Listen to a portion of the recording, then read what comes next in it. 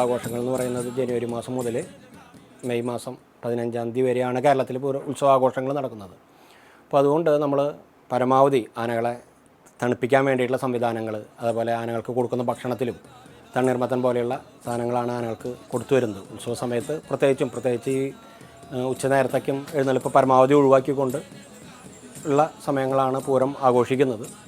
അങ്ങനെ പ്രത്യേകിച്ച് ചില സന്ദർഭങ്ങളിൽ ആനകളെ ഒഴിവാക്കാൻ പറ്റാത്ത സാഹചര്യത്തിൽ അതിനെ തണുപ്പിക്കാൻ വേണ്ടിയിട്ടുള്ള, ആനകൾക്ക് ഉള്ളിൽ തണുക്കാൻ വേണ്ടിയിട്ടുള്ള ഭക്ഷണങ്ങളാണ് കൊടുത്തു വരുന്നത്.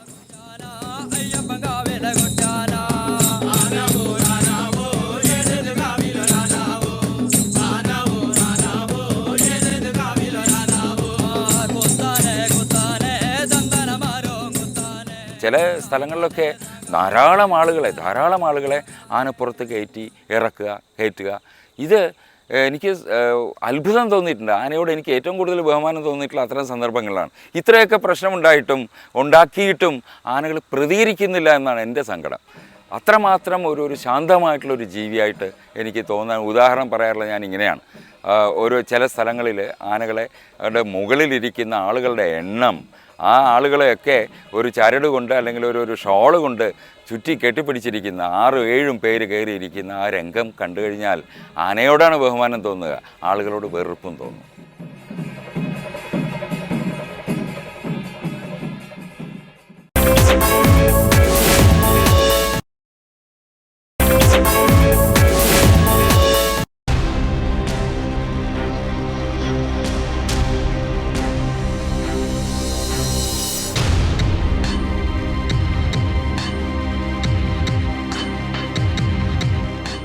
ഈ ആന അടഞ്ഞു എന്ന് പറയുന്ന സാഹചര്യം തന്നെ ആന എന്തോ അനാവശ്യമായിട്ടൊരു കാര്യം ചെയ്യുന്ന പോലെയാണ് പലപ്പോഴും നാട്ടുകാർ കരുതുന്നത്.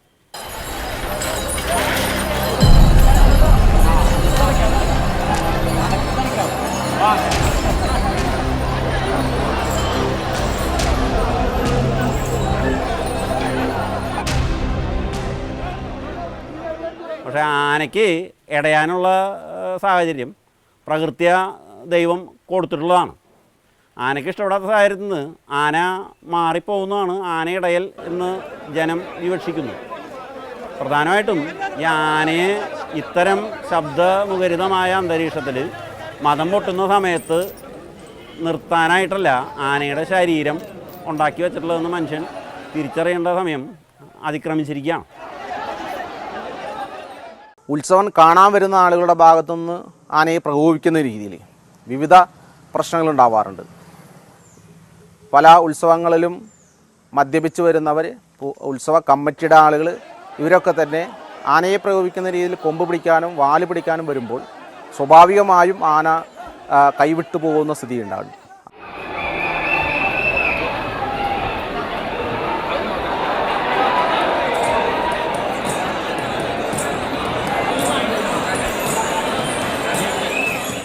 പല ആനകൾ ഇടഞ്ഞ് ഈ ആളുകൾ മരിച്ച സാഹചര്യത്തിലും ഈ ഉത്സവ സംഘാടകർ പലരും നിയമത്തിൻ്റെ പിടിയിൽ നിന്ന് രക്ഷപ്പെടുമ്പോൾ ഈ മരിച്ചു പോയവരുടെ ബന്ധുക്കൾ കോടതിയിൽ നഷ്ടപരിഹാരം തേടി പോകുമ്പോൾ കോടതി പറയുന്നത് ഈ ആന എന്ന് പറയുന്ന ജീവി അപകടകാരിയായ ഒരു വന്യജീവിയാണെന്നാണ്. ഈ അടുത്ത കാലത്ത് വന്ന ഒരു കോടതി വിധിയിൽ തൃശ്ശൂർ പൂരത്തിൽ 89 ഒരു ആന ഇടഞ്ഞോടെ ഒരാൾ മരിച്ച സാഹചര്യത്തിൽ അതിൻ്റെ മരിച്ച ആളുടെ അനന്തരാവകാശിയുടെ തൃശ്ശൂർ കോടതിയിൽ കേസ് കൊടുത്തപ്പോൾ 45,000 രൂപയാണ് ഈ തൃശ്ശൂർ കോടതി നഷ്ടപരിഹാരമായിട്ട് വിധിച്ചത്. അതിനെതിരെ ഈ ഹൈക്കോടതിയിൽ പോയപ്പോൾ ഹൈക്കോടതി ആ തുക വളരെ കുറവായി കൊടുക്കുകയും നാട്ടുകാരും അറിയാത്തൊരു സംഭവം കോടതി മുറിയിൽ പറയുകയുണ്ടായി. അതായത് ഈ ആന എന്ന് പറയുന്ന ജീവി അപകടകരമായ വന്യജീവി ആയതിനാൽ അതിനെ എഴുന്നള്ളിച്ചിട്ട് അത് ഒരാളെ കൊന്നാൽ ആര് നഷ്ടപരിഹാരം കൊടുക്കണമെന്നും ഏത് രീതിയിൽ നഷ്ടപരിഹാരം നിർണ്ണയിക്കുമെന്നും ഉള്ളതിനെക്കുറിച്ചിട്ട് കേരളത്തിൽ നിന്ന് മാത്രമല്ല ഇന്ത്യയിൽ തന്നെ ഒരു നിയമമില്ലെന്നും അങ്ങനെ ഒരു നിയമം പാസ്സാക്കുകയാണ് കേരള സർക്കാർ വേണ്ടതെന്നും പറയുകയുണ്ടായി.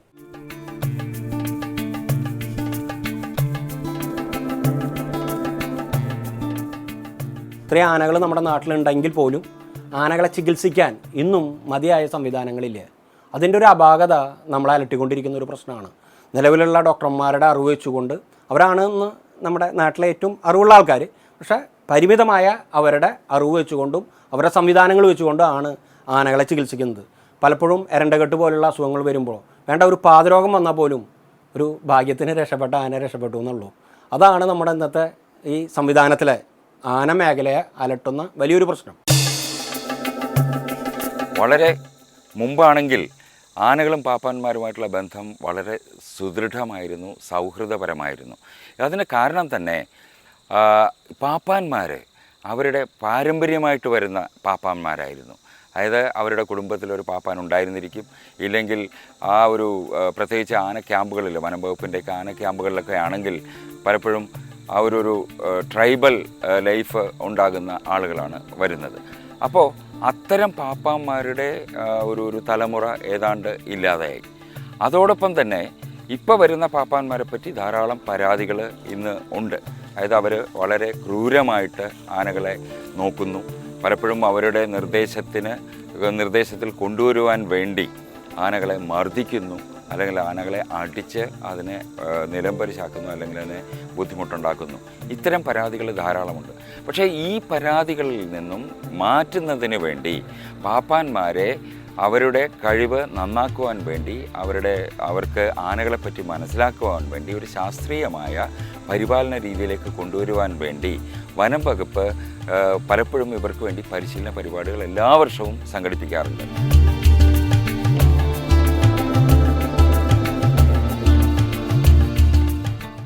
പുതുതായി ആന പാപ്പന്മാരായി വരുന്ന ആളുകൾ എന്ന് പറഞ്ഞു കഴിഞ്ഞാൽ കൃത്യമായ പരിശീലനം ലഭിച്ച ആളുകളൊന്നുമല്ല. പലരും ആനയോടുള്ള കമ്പത്തിൻ്റെ ഭാഗമായി വീട് വിട്ട് ആനയുടെ കൂടെ നടന്ന് ആനപ്പാപ്പന്മാരാകുന്ന ആളുകളുണ്ട്. ഇപ്പോൾ വനം വകുപ്പിൻ്റെയും ആന ഉടമസ്ഥന്മാരും ചേർന്ന് നടത്തുന്ന 1-2 ക്ലാസ്സുകളാണ് ആനപ്പാപ്പന്മാർക്ക് ആ കൂടി ലഭിക്കുന്ന ഒരു പരിശീലന കളരി. ആ കളരികൾ എന്ന് പറഞ്ഞാൽ 24 മണിക്കൂർ തയ്ച്ച് ഇല്ല. ആ കളരിയിൽ നിന്ന് ഇറങ്ങുന്ന ആളുകൾക്ക് ലഭിക്കുന്ന സർട്ടിഫിക്കറ്റ് ഉപയോഗപ്പെടുത്തിക്കൊണ്ടാണ് ഇവർ ആനപ്പാപ്പൻ എന്ന രീതിയിൽ അറിയപ്പെടുന്നത്. തീർച്ചയായും ആനപ്പാപ്പന്മാർക്ക് ആവശ്യമായ പരിശീലനം, ആ പരിശീലനം സർക്കാർ നേരിട്ട് കൊടുക്കുകയും സർക്കാർ നേരിട്ട് കൊടുക്കുന്ന പരിശീലനത്തിൽ പങ്കെടുക്കുന്നവർക്ക് അവരുടെ സർക്കാരിൻ്റെതായ മുദ്രയോട് കൂടിയിട്ടുള്ള ഐഡൻറ്റി കാർഡ് കൊടുക്കുകയും അവർ മാത്രമേ ആനയെ കൊണ്ടു നടക്കാൻ പാടുള്ളൂ എന്ന രീതിയിൽ കർശനമായ നിലപാടെടുക്കുകയും ചെയ്തു കഴിഞ്ഞാൽ ഒരുപാട് പ്രശ്നങ്ങൾ ഒഴിവാക്കാൻ വേണ്ടി കഴിയും.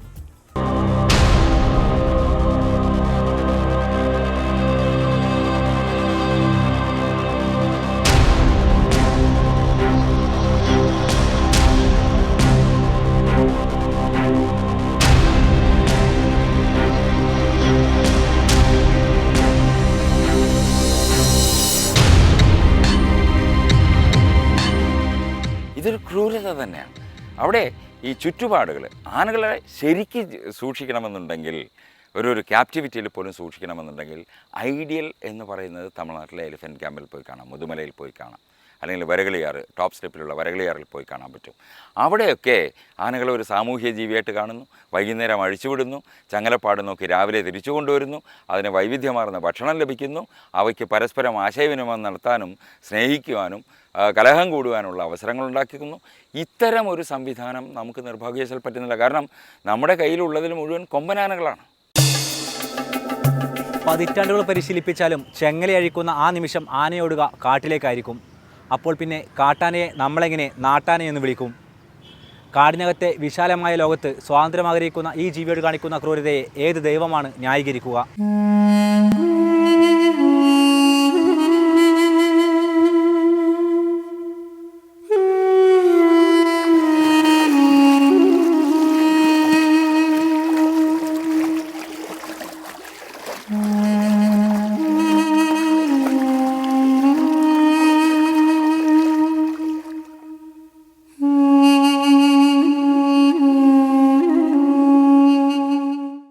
ഇൻസൈഡ് പുനഃസംപ്രേഷണം വ്യാഴം ഉച്ചയ്ക്ക് 1:30, വെള്ളി രാവിലെ 7, ശനി വൈകിട്ട് 3:30.